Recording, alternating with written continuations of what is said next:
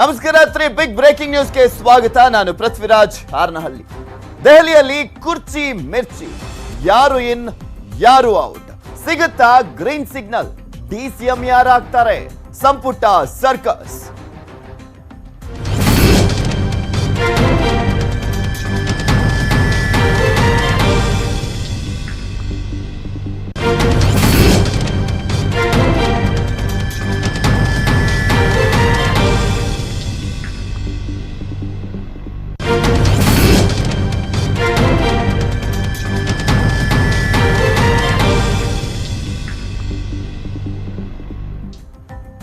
ಮುಖ್ಯಮಂತ್ರಿಗಳಾಗಿರುವಂತಹ ಯಡಿಯೂರಪ್ಪನವರು ದೆಹಲಿ ಪ್ರವಾಸದಲ್ಲಿದ್ದಾರೆ. 3 ದಿನಗಳ ಕಾಲ ದೆಹಲಿಯಲ್ಲಿದ್ದಾರೆ. ಇದರಲ್ಲಿ ಪ್ರಮುಖವಾಗಿ ಸಂಪುಟ ವಿಚಾರಕ್ಕೆ ಸಂಬಂಧಪಟ್ಟಂತೆ ವಿಸ್ತರಣೆಯನ್ನ ಮಾಡಲಾಗುತ್ತಾ, ಪುನರ್ರಚನೆ ಆಗುತ್ತಾ ಅನ್ನುವ ಕುತೂಹಲ ಬಿಜೆಪಿಯಲ್ಲಿ ಇರುವಂತದ್ದು. ಯಾವ ರೀತಿಯಾದಂತೆ ನಿರ್ಧಾರವನ್ನ ಹೈಕಮಾಂಡ್ ಇಲ್ಲಿ ಕೈಗೊಳ್ಳುತ್ತೆ ಅನ್ನೋದು ಸಾಕಷ್ಟು ಕುತೂಹಲಕ್ಕೆ ಮಾಡಿಕೊಟ್ಟಿದೆ.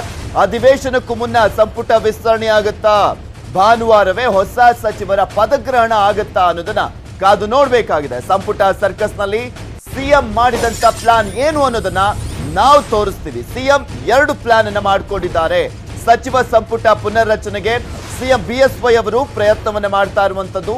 ಸಿಎಂ ಮಾಡಿರುವಂತ ಪ್ಲಾನ್ ಎ ಮತ್ತು ಪ್ಲಾನ್ ಬಿ ಏನ್ ಗೊತ್ತಾ, ಅದನ್ನ ಹೇಳ್ತೀವಿ.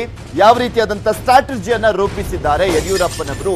ಇಲ್ಲಿ ಪ್ರಮುಖವಾಗಿ ಪ್ಲಾನ್ ಎ ಮತ್ತೆ ಪ್ಲಾನ್ ಬಿ ಅಂತ ಮಾಡಲಾಗಿದೆ. ಇಲ್ಲಿ ಪುನರ್ರಚನೆಯೋ ವಿಸ್ತರಣೆಯೋ ಅನ್ನೋದು ಈ ಒಂದು ಪ್ಲಾನ್ ಎ ಮತ್ತು ಪ್ಲಾನ್ ಬಿ ನಲ್ಲೇ ಸ್ಪಷ್ಟವಾಗಿ ಗೊತ್ತಾಗುತ್ತೆ.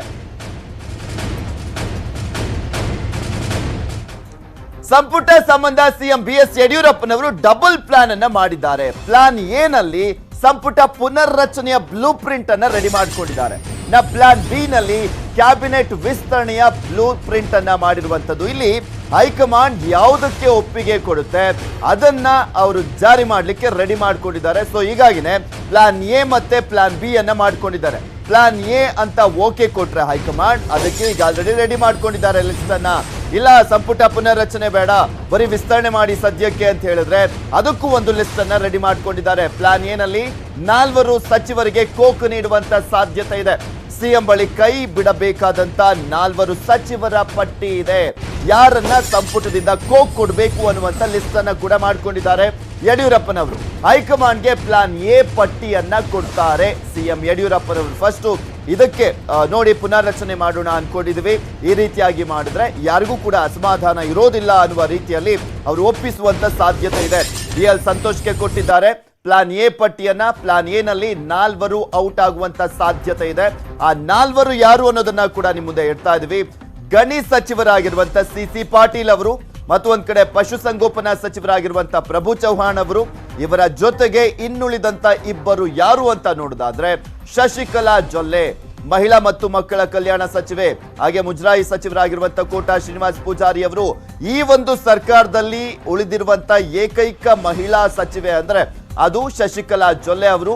ಅವರಿಗೆ ಕೋಕ್ ಸಿಗುವಂತ ಸಾಧ್ಯತೆ ಇದೆಯಂತೆ. ನಾವು ಹೇಳ್ತಾ ಇದ್ವಿ, ಹಿಂದೆನೂ ಕೂಡ ದೆಹಲಿಗೆ ಹೋಗಿ ಲಾಬಿಯನ್ನ ನಡೆಸಿದ್ರು. ಬಟ್ ಇವರಿಗೆ ಮೈನಸ್ ಪಾಯಿಂಟ್ ಏನಪ್ಪಾ ಅಂದ್ರೆ ಶಶಿಕಲಾ ಜೊಲ್ಲೆ ಅವರಿಗೆ ಬೆಳಗಾವಿ ಜಿಲ್ಲೆಯವರು ಅನ್ನೋದೇ ಮೈನಸ್ ಪಾಯಿಂಟ್ ಆಗ್ತದೆ. ಯಾಕೆಂದ್ರೆ ಅಲ್ಲಿಂದ ಮತ್ತೆ ಕೆಲವರು ಆಯ್ಕೆ ಆಗುವಂತ ಸಾಧ್ಯತೆ ಇದೆ ಸಚಿವ ಸಂಪುಟಕ್ಕೆ. ಸೊ ಹೀಗಾಗಿ ಅದೇ ನೆಗೆಟಿವ್ ಪಾಯಿಂಟ್ ಆಗ್ತಾ ಇದೆ.